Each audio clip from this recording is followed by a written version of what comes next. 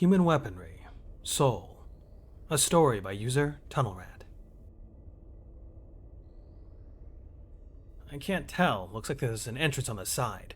The main area is a total bottleneck. They've got perfect visibility and cover. Any visible Op 4? I can see a couple. Hard to tell. They're fucking pitch black, Sergeant. They blend in perfectly. Switch to thermal. Copy. Looks like a skeleton crew, all armed.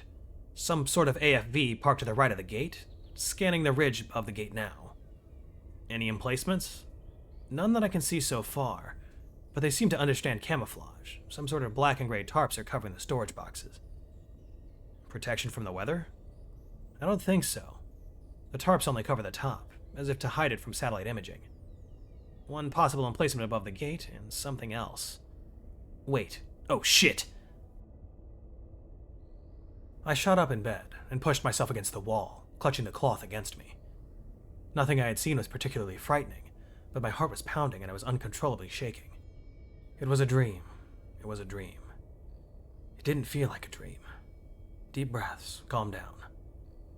It felt more like a distant memory than anything else.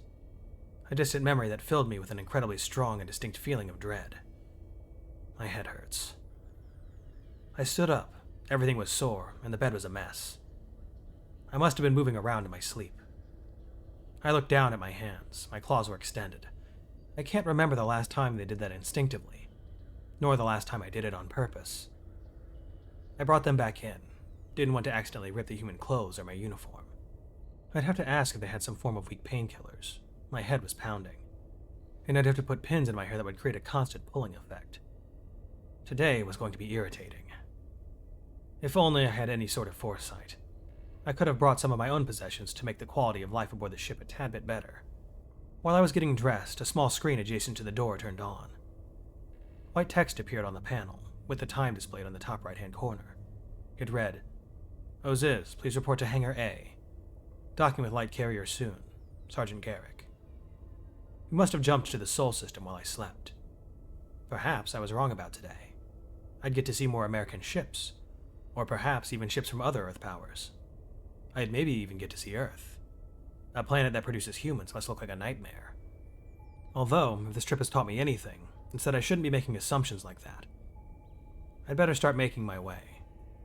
The panel had a prompt that said, "Understood," and I pressed it before making my way out into the hallway. I was halfway to the hangar hallway when I promptly fell over. As much as the humans seem to love warning announcements, docking with another ship seems like a strange event to not warn the crew about. The whole ship lurched, and I got a face full of metal floor. Brilliant. Now I really needed the painkillers. I rounded the corner to Hangar A, and I was right. We had docked with another ship. I had no idea how large the other ship was, but it was clear the hangar door sizes were standardized to allow the connection. I could see Sergeant Garrick. He was standing with a small group, not soldiers. A group of humans were entering from the other ship. They looked like leaders or diplomats, flanked by specialist troops, like I had seen when this cruiser was boarded. I made my way over to Garrick, a familiar feeling. Something looked a little off about him. The skin under his eyes was slightly sagged and grayish. He waved me over, and we wound up standing next to one of the aircraft I had observed earlier. "Thanks for coming, Oziz. As the only one knowledgeable on government affairs outside of our system, we'd like you to speak with some of our diplomats, if that's all right with you." His voice was slightly slower and quieter than normal. He sounded tired. "Well, I'm no expert, but I'll help wherever I can." "Are you okay? Is that blood coming out of your mouth?" I brushed my hand against my mouth, and it came back with a bit of pink liquid on it. Apparently, that fall had done at least a little damage. "Ah, yes. Well, I may have been attacked by the floor on the way over here. You might consider lining the floor with something a bit softer than My vision went blank as something impacted me, and I was thrown against the side of the aircraft. I was still conscious, but my vision was blurry and spotted, and all the sound was a mixture of ringing and muffled noise. Garrick was yelling something.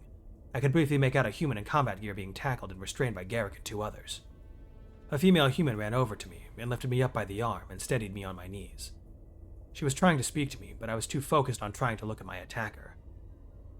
He had hit me in the back of my head while I was turned towards the sergeant, and was currently being dragged away, struggling and screaming, his voice shaky and very loud. "It's one of them. You fuckers will see. It'll turn on you just like the others. Why do you think it's here? You brought that fucking thing to Earth. You idiots. You'll see. He was pulled out of the hangar and out of sight. I could finally make out what the female was saying. Come on, we should get you away from here. This isn't good for anybody. She motioned to the hangar door, where I could see the crowd from the light carrier, all standing and watching. 2 soldiers had made their way to us, weapons drawn. They started taking me toward the medbay again. Wait, stop. I'm okay. Just let me sit, please. They sat me down on a bench on one of the walls of the hangar. Things were getting clearer. I didn't need to be put in a bed and gown again. A medic ran over to us. She was from the new ship. Her uniform was slightly different. When she got close, she started hesitating and looked at the 2 soldiers by me. Garrick had left with a group pulling my attacker away. Does it speak English? She was addressing the men flanking me, but I answered before either of them did. I do. I startled her. She'd obviously never seen an alien before. It was a look that many humans had shared upon first contact with me. She moved closer. Okay, you were hit in the back of the head, correct? I reached behind my head and pulled my hand away. A fair bit of blood came with it. I believe so.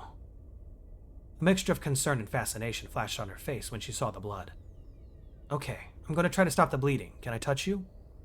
Yes, please, go ahead. I leaned to the side so she could gain access.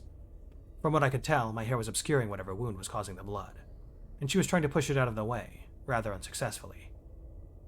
Can I remove these pins? They're keeping all the hair in the way. Do you have to? If they're gone, I can just push all of your hair to the front. I was silent for a moment. If you must, can we go somewhere private? Absolutely. Can you 2 help me? One of the soldiers helped stabilize me again as we walked. If stuff like this keeps happening, I might as well just start living in the medbay.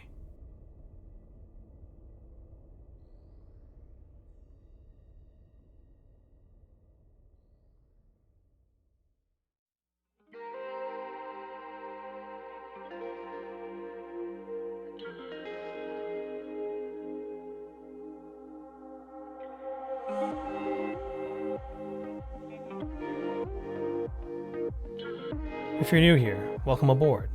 Check out the description for the story, and join the Discord if you like. Consider supporting the channel and the author as well.